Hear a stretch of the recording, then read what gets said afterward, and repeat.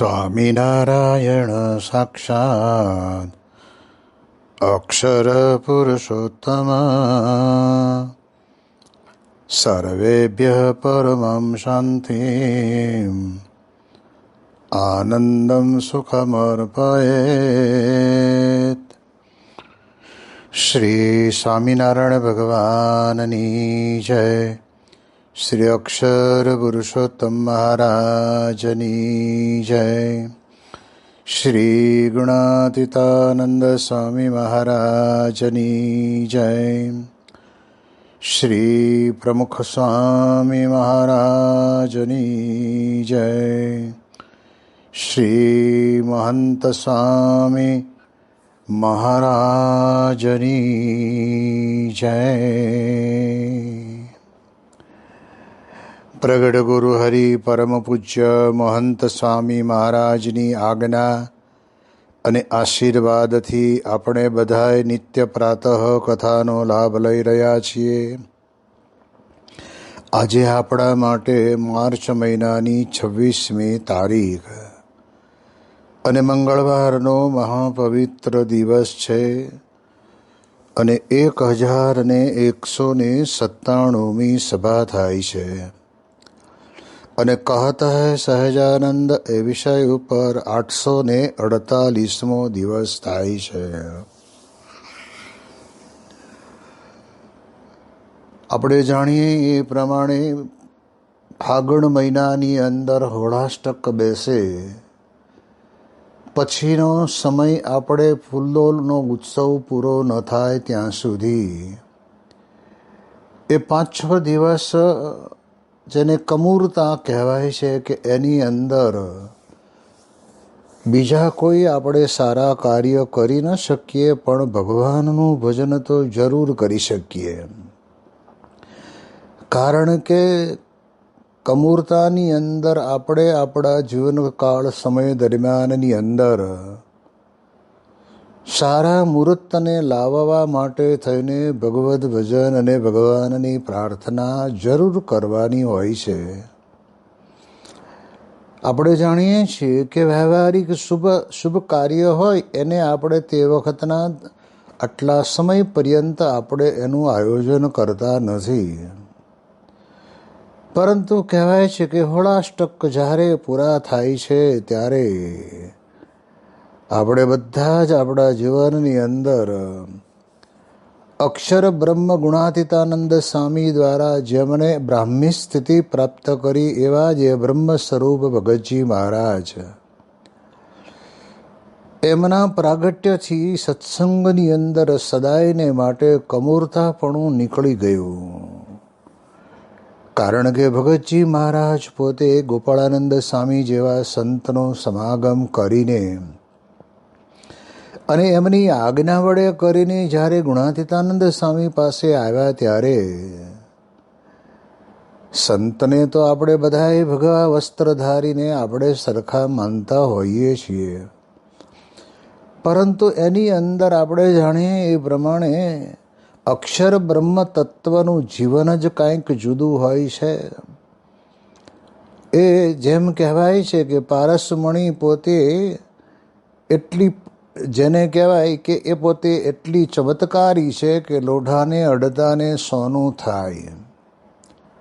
પણ હા, પારસમણી લોઢાની તલવારને અડે તો એ પણ સોનાની થાય.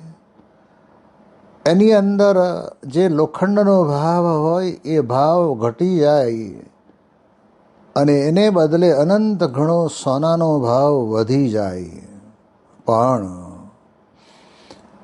એમાં રહેલો ધાર માર અને આકાર તો એનો એ જ રહે. એ સોનાની તલવારથી કોઈ વ્યક્તિને ગળું કાપવાનું કામ કરવું હોય તો કરી શકાય. એટલે પારસમણીના પ્રતાપથી કંચન ભઈ તલવાર, જ્યારે આ તો અક્ષર બ્રહ્મના સાધર્મપણાને પામેલા ભગવાનના એકાંતિક સંત, એમની દ્રષ્ટિ પડે, એમના યોગની અંદર આવીને મન કર્મ વચને કરીને જ્યારે જોડાઈ જાય ત્યારે તો યોગીજી મહારાજ પોતે વાત કરતા કે જુનાગઢની અંદર જ્યારે પહેલાંના સમયની અંદર લોકો રહેતા ત્યારે હાથ પગ છે ને દોડી જેવા થઈ જાય અને પેટ ગાગર જેવું બની જાય. એક પાણીનો એવો પ્રભાવ હતો. એમ સ્વામી કહે છે કે એમાં અંગ બધા બદલાઈ જાય.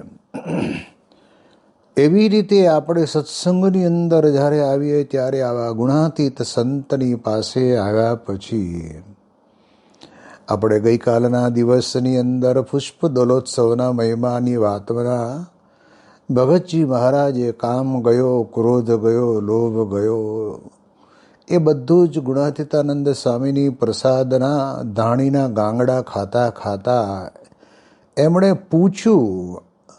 હા, આવું આપણે કોઈક અન્ય માયાના જીવને પૂછીએ ને તો એ વિચાર હે કરીને ઊભો રહે અને એને પણ માયાના અઢળક વિચારો આવતા હોય. એ આપણને શું કહે કે તારો કામ ગયો? જ્યારે આ તો કેમ કે છે કે કામ ક્રોધ વ્યાપે નહીં, કામ ક્રોધ વ્યાપે નહીં, ઈચ્છા મનથી લગાર.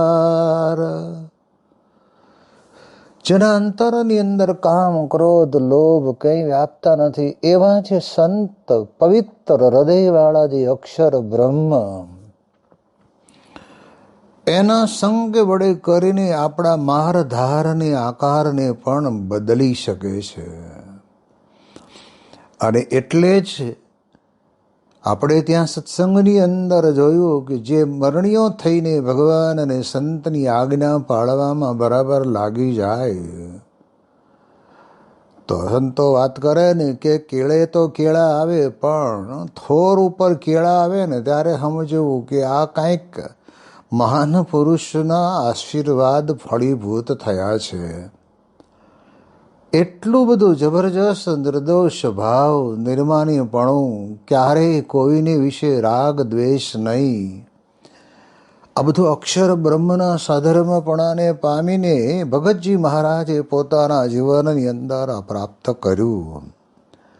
અને એટલે જ ભગતજી મહારાજના આ ભગતજી પર્વના ત્રીજા દિવસે આપણે ભગતજી મહારાજની આવી બ્રહ્મી સ્થિતિનો આપણે અલૌકિક ભાવથી વિચાર કરીએ. ભગતજી મહારાજ પોતે અક્ષર બ્રહ્મ ગુણાતીતાનંદ સ્વામીની જેમ જીભ વળી એમને પોતાના શરીરને વાળ્યું. આપણે ત્યાં શાસ્ત્રોમાં કહે છે ને કે ભગવાનના ભજનના માર્ગે ચાલેલો ભગવાનનો ભક્ત એ તો દાસનો દાસ અને ગુલામનો ગુલામ બનીને રહે.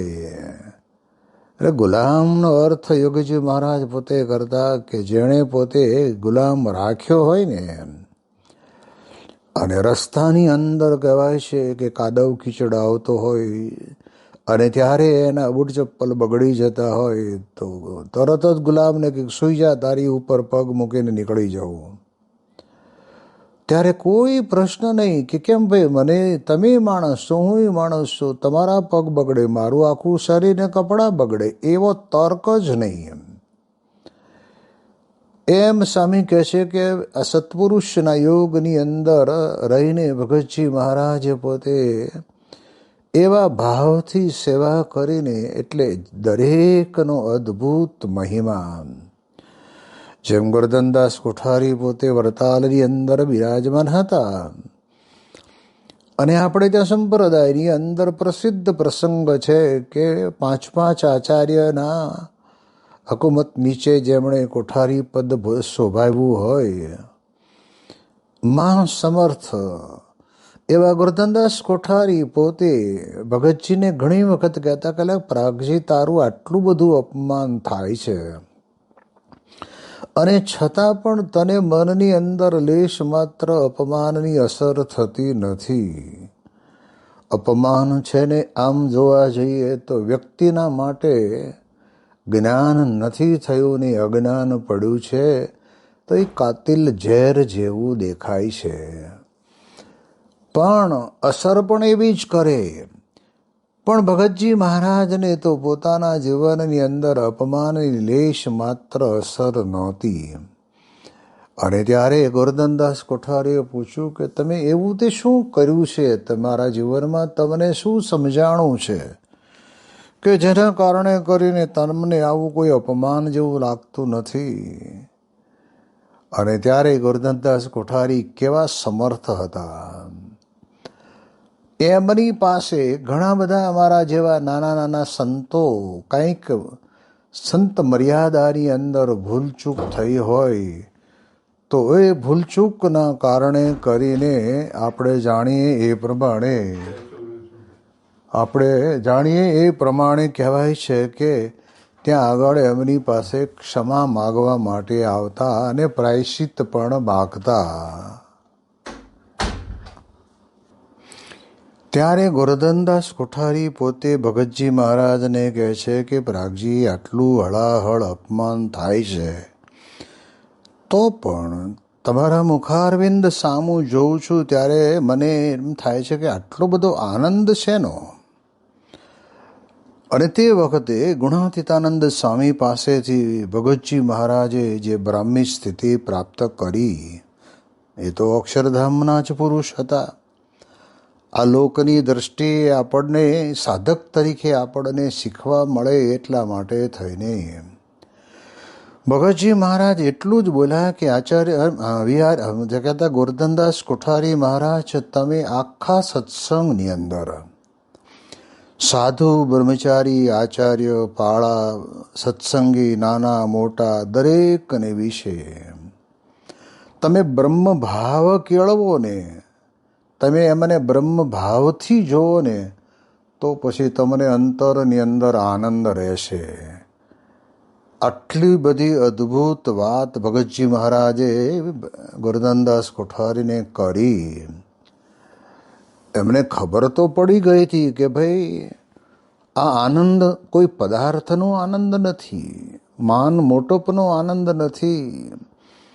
આપણે ત્યાં સંતો વાત કરે છે ને કે આ બધાએ પોતાના મનોકલ્પિત, મનોઈચ્છિત જે કંઈ નાના મોટા પદાર્થ કે હરવું કે ફરવું કે પદાર્થ કે માન કે મોટપ, એનો જે આનંદ છે ને એ આનંદ આપણને ક્ષણિક સારો લાગે છે, પણ પછી સ્વામી કહે છે કે એ આનંદ જ્યારે જતો રહે ને ત્યારે આપણે બહુ દુઃખી થઈ જતા હોઈએ છીએ.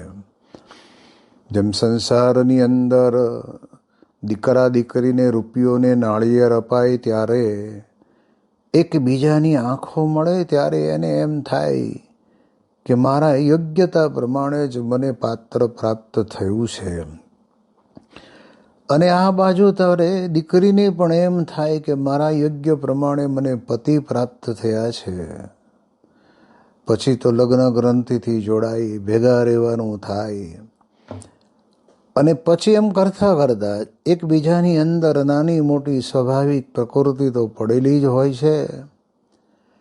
એટલે નેગેટિવ પોઝિટિવના જે વાયર બે ભેગા થાય ને તણખા જરે ને એમ સંસારની અંદર તણખા જરે છે. એનું કારણ એટલું કે લોકદ્રષ્ટિએ કરીને લગ્ન ગ્રંથિથી જોડાયા તો ખરા, પરંતુ આપણે જાણીએ એ પ્રમાણે તે વખતના સમયની અંદર સ્વભાવ પ્રકૃતિ દોષ દેખાયા ના હોય. ઉપરનો રંગ રાગ દેખાયો હોય, ઉપરનું રૂપ દેખાયું હોય, કદાચ એકબીજાનું બોલવું મીઠું લાગતું હોય, પણ જ્યારે સ્વભાવ અંદરથી બહાર નીકળે ને ત્યારે એ સ્વભાવ જ સંસારની અંદર બે ભાગ પડાવે. એટલે આપણે જાણીએ છીએ કે ગોરધનદાસ કોઠારીને ભગતજી મહારાજે એટલું જ કીધું. કારણ વિચાર કરવાનો કે જેની પાસે સંતો પાર્ષદો નિષ્કપટ થવા આવતા હોય, હવે કોઈ કહે ત્યારે તો મનમાં એમ થાય ને કે મારો આટલા વર્ષોથી સત્સંગ રહ્યા થયા પછી પણ આને આ પ્રમાણે આવા જેમ કામ ક્રોધ લોભ આદિ જેના ઘાટ સંકલ્પ થાય છે. પણ જે બ્રહ્મરૂપ અને બ્રહ્મની સ્થિતિને પામેલા છે એ પોતે શું કહે? એ તો તરત જ પોતે વાત કરે કે આપણને પ્રાપ્તિ કેવી મોટી થઈ છે. જેમ સંતો વાત કરે કે 10 કરોડ રૂપિયા આપણી પાસે આપણે લઈને જતા અને એકાદો રૂપિયો ખીચામાંથી પડી જાય તો આપણને કંઈ દુઃખ થાય? કેમ કે 10 કરોડમાં એક ઓછો થયો હોય તો એમાં શું ફેર પડવાનો? ભલે ને ગયો.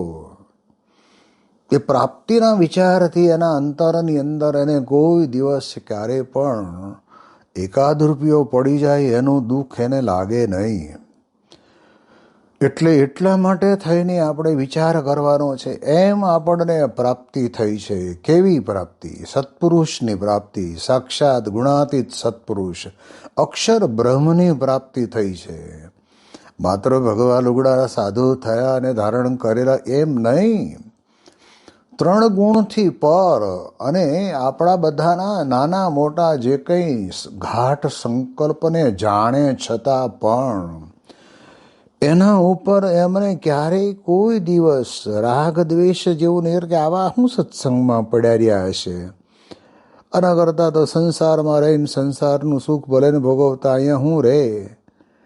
જ્યારે મોટા પુરુષ કેવા દયાળુ છે. યોગીજી મહારાજના વખતની અંદર એક સંતને પોતે બોચાસણની અંદર ગૌશાળાની અંદર સેવા કરતા હશે અને એ સેવામાં એ પાવરધા હતા. પણ યોગીજી મહારાજે પોતે અંતર્યામીપણે જાણી ગયા કે આ સંતને આટલી સેવા કરાવીએ છીએ બરાબર છે, પણ એ સેવામાંથી આપણે થોડોક ટાઈમ અમારી ભેગા ફરે ને સંતનો સમાગમ કરે તો એનો જીવનું મોક્ષનું કામ સુધરી જાય. અને તે સંતને કીધું ત્યારે સંત ધીરે રહીને કે બાપા, આ બધી ગાયો, આ બધી ભેંસો એટલી બધી મારી સાથે હેત વૃત્તિથી મળી ગયેલી છે ને, એટલે મારા વગર તો કોઈને દોવાય દે નહીં, દૂધે આપે નહીં. યોગી મહારાજ કે આપણે એની વ્યવસ્થા કરીએ, તમે અઠવાડિયું અમારી ભેગા ફરો. અને એમ છતાં પણ ન માન્યા. એક દાડો ફરો એમાંય ન માન્યા. અને જ્યારે બાપા બોચાસણથી પછી વિચરણમાં નીકળ્યા ત્યારે 2 દાડા પછી ત્યાગાશ્રમ છોડીને નીકળી જવાનું થયું. એનું કારણ તો કહે છે કે ઘણી વખત આપણે આપણા જીવનની અંદર આવા પરમ એકાંતિક સત્પુરુષ એને આપણે સમજતા નથી. જેમ ભગતજી મહારાજનો પ્રસંગ છે ને કે મહુવાની અંદર જેટલા ભક્તો કંઈ ભગતજી મહારાજ પાસે આવે ત્યારે એટલું કહેતા કે તમારા વ્યવહારિક છે, સાંસારિક છે, પુત્ર કલત્રાદિક બાબતની જે કંઈ નાની મોટી આ પ્રમાણે ઈચ્છાઓ હોય ભગતજી મહારાજ પાસે કે. તો ભગતજી મહારાજ એવું કહેતા કે આપણે જે આ મહુવાની અંદર જે હનુમાનજીની મૂર્તિ છે ત્યાં તમે 1.25 શેર તેલ ચડાવી આવો અને તમારો સંકલ્પ મહારાજ પૂરો કરશે. હનુમાનજી મહારાજ જેવા ભક્તની સેવા કરવાથી મહારાજ રાજી થાય. કારણ કે પોતે અખંડ બ્રહ્મચર્ય ધારણ કરનારા હતા. એટલે આ પ્રમાણે જે કોઈ આવે ને આવી આજ્ઞા કરતા એમાં એક મારા જેવો હશે તો એને વિચાર કર્યો કે હવે ભગતજીને શું પૂછવું. આપણે આ લોકોને બધાને તેલ ચડાવવાનું જ કહે છે ને, તો આપણે તેલ ચડાવી આવીએ. 1.25 શેર તેલ ચડાવીને પાછા આવ્યા. 2 દાડા, 3 દાડા, 4 દાડા થયા હશે. ભગતજી મહારાજને કહ્યું કે ભગતજી, તમે બધાને તેલ ચડાવવાની આજ્ઞા કરો છો ને મારો આવો એક સાંસારિક પ્રશ્ન હતો, તો એના નિરાકરણ માટે થઈને મેં આ પ્રમાણે તેલ ચડાવ્યું છે, છતાંય મારું કાર્ય થયું નહીં. અને ત્યારે ભગતજી મહારાજે કહ્યું કે તમને આજ્ઞા કોણે કરી તેલ ચડાવવાની? એ તો દર્દી જેવો હોય એ પ્રમાણે એની ટ્રીટમેન્ટ કરવાની હોય. તમારો આ પ્રશ્ન તો કોઈક અન્ય રીતે પણ તમારા પ્રશ્નનું નિરાકરણ આવી જાય એમ હતું અને તમે પોતાની રીતે તેલ ચડાવ્યા. તો જો આપણને આ સમજાવે છે કે સત્પુરુષ કે એમ કરે અને ત્યારે આવી બ્રહ્મી સ્થિતિ આપણને પ્રાપ્ત થતી હોય છે, એના વગર તો મળવી મુશ્કેલ છે.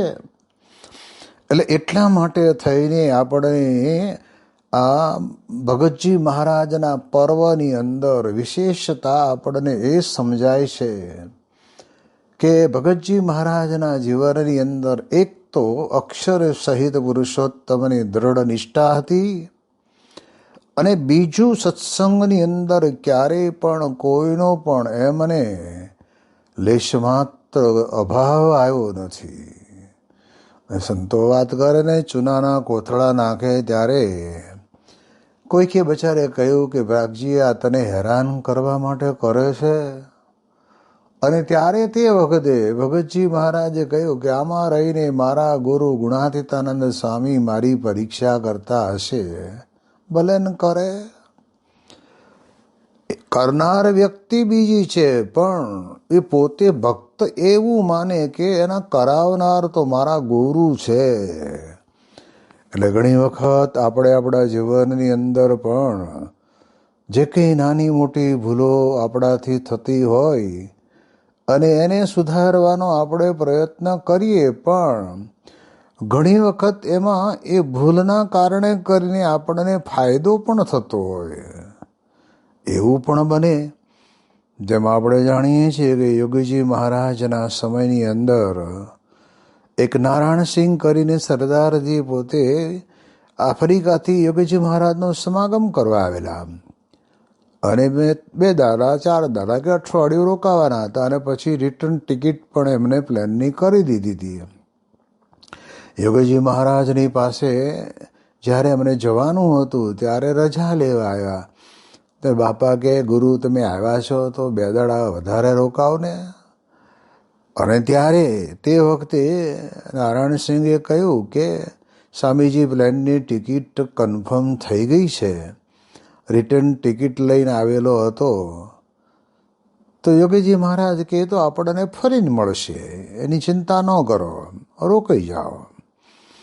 અને ત્યારે નારાયણસિંહને મનમાં એમ થયું કે મારું નામ નારાયણસિંહ, હું મનુષ્ય, અને જેનો સમાગમ કરવા હું આવ્યો છું એવા બ્રહ્મ સ્વરૂપ યોગીજી મહારાજ કેટલા ભાવથી કેટલા પ્રેમથી 2 દાડા વધારે મને રોકાવાનું કહે છે, તો આપણે રહી જઈએ.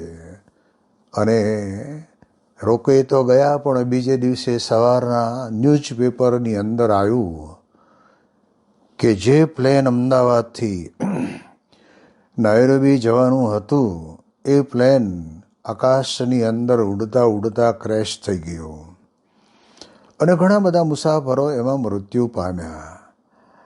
ઘરનાને તો ખબર જ હતી કે આ જ પ્લેનની અંદર આવવાના હતા, અને હવે તો આ પ્લેન ક્રેશ થયું છે. પણ નારાયણસિંહે તરત જ એમને ઘરે તાર કરીને કહી દીધું કે મારે આ જ પ્લેનની અંદર આવવાનું હતું, પણ યોગીજી મહારાજે કહ્યું કે ગુરુ 2 દાડા રોકાઈ જાઓ, અને હું રોકાઈ ગયો છું.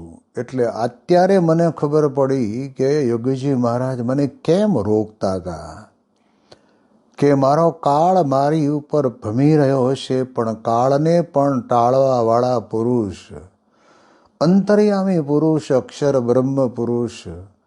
અને મને એમાં વિશ્વાસ આવ્યો કે ચાલો 2 દાડા રોકાઈ જઈએ, એટલે હું રોકાઈ ગયો છું, એટલે તમે મારી કોઈ ચિંતા કરતા નહીં. એમ સ્વામી કહે છે કે આ ગુણાતીત સ્થિતિ જ એવી છે. એમ ભગતજી મહારાજ પણ જેને જે પ્રકારની જરૂર પડે તે પ્રકારે આજ્ઞા આપતા, કોઈને માળા આપતા, કોઈને પ્રદક્ષિણા આપતા, કોઈને વચનામૃતના વાંચનનો પાઠ આપતા, કોઈકને હનુમાનજીનું તેલ ચડાવવાનું કહેતા. અને આપણે જાણીએ છીએ કે વાઘા બાપુ જેવાને પણ કહ્યું ને કે અંતરની અંદર જે આખી જિંદગી ધીંગાણા કરેલા હોય ને એ ધીંગાણાના સ્વપ્ન આવ્યા કરે છે ને, ત્યારે ભગતજી મહારાજે કીધું કે બાપુ આ બહુ સહેલો રસ્તો છે, તમે અક્ષર બ્રહ્મ ગુણાતીતાનંદ સ્વામી સ્વયં મૂળ અક્ષર છે એમ માનો, એટલે વગર કહે તમારા બધા જ ધીંગાણાના સપના બંધ થઈ જાય. અને ત્યારે તે વખતે એમને થોડુંક મનમાં રહેતું કે આ જાતે દરજી મારી સેવામાં મૂક્યો છે તો સેવા એને કરે, સારી કરે, પણ અક્ષર બ્રહ્મની વાત લાવીને જ્યારે મૂકે ને ત્યારે એને મનમાં એમ થાય કે મારો આ એકની એક વાત શું કે કરે છે. પછી સેવક બદલવાની વાત આવી, સેવક બદલાયો પણ ખરો, પાછો ફરિયાદ કરી કે સ્વામી પ્રાગજી જેવી સેવા કોઈ કરતું નથી, અને નવો આવ્યો હોય 3 વાગ્યાનું પાણી ગરમ કરીને મૂકી દે ને પાછો સૂઈ જાય. તો મારે તો 5 વાગે જોઈએ ત્યાં ઠરીને ઠીકરું થઈ ગયું હોય. તો સ્વામી કે હવે બીજો સેવક તો કોઈ છે નહીં, આ પ્રાગજીને આપણે રાખીએ. કે હા હા ભલે ને, પ્રાગજી તો પ્રાગજી. તો આપણે જાણીએ છીએ કે આપણા અંતરની અંદર જે કંઈ નાના મોટા આવા સંકલ્પ ઘાટ વિચારો થતા હોય અને એને ટાળવા હોય ને, તો એમાં કંઈક રસ્તો આપણને ભગવાનને સંત બતાવે, અને એ એવું બતાવે. અને એમ કરીને આપણે બધા જાણીએ છીએ કે એ પ્રકારે ત્યાં આગળ ખેતરની અંદર એ વાઘા બાપુ અને ભગતજી મહારાજ બંને કાંકરા વીણતા હતા. અને ત્યાં આગળ વાતો કરતાં કરતાં કરતાં ભગતજી મહારાજે એમને કહ્યું કે તમે અક્ષર બ્રહ્મ માનો તો હમણાં તમારા બધા જ કામ એ બધા પૂરા થઈ જાય.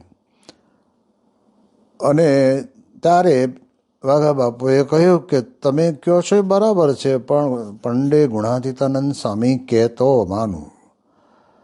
ભગતજી મહારાજને આટલું જ કરાવવું હતું. અને પછી તો દ્રષ્ટિ કરી એટલે સંકલ્પ કર્યો, અને ભગતજી મહારાજે ગુણાતીતાનંદ સ્વામીને વિનંતી કરી કે તમે પધારો. અને આવ્યા, સ્વામી આવ્યા ને સ્વામીને કહ્યું કે બાપુ એમ કહે છે કે સ્વામી પોતે પંડે અક્ષર બ્રહ્મ છે મને કહે તો હું માનું. અને ત્યારે ગુણાતીતાનંદ સ્વામી પોતે કહ્યું કે બાપુ તમારા મનમાં જે કંઈ અક્ષર બ્રહ્મની વાત હશે એ ભલે રહી, પણ તમને અમે સાચા સાધુ છીએ ને સાચા બોલા છે એવું જો મનાતું હોય તો અમે અક્ષર બ્રહ્મ છીએ, અને બીજા કોઈ અક્ષર બ્રહ્મ હશે તો એને અમારે લેવા દેવા છે, પણ અમારા વચને તમે અમને માનો. અને પછી આ વાત જ્યારે અંતરની અંદર મનાઈ ગઈ, એટલે જે કેટલા બધા સમયથી પોતાના જીવનની અંદર આ યુદ્ધના ધીંગાણાના સપના ચાલતા હતા, બધા બંધ થઈ ગયા. એટલે અક્ષર બ્રહ્મ ગુણાતીત સત્પુરુષનું સામીપ્ય સાનિધ્ય એ ભગતજી મહારાજ પણ પોતે એવું જ કાર્ય કરતા રહ્યા. અને એટલે જ એમના થકી પ્રગટ થયેલા બ્રહ્મ સ્વરૂપ શાસ્ત્રીજી મહારાજ એ પણ કાંઈ સામાન્ય નહીં.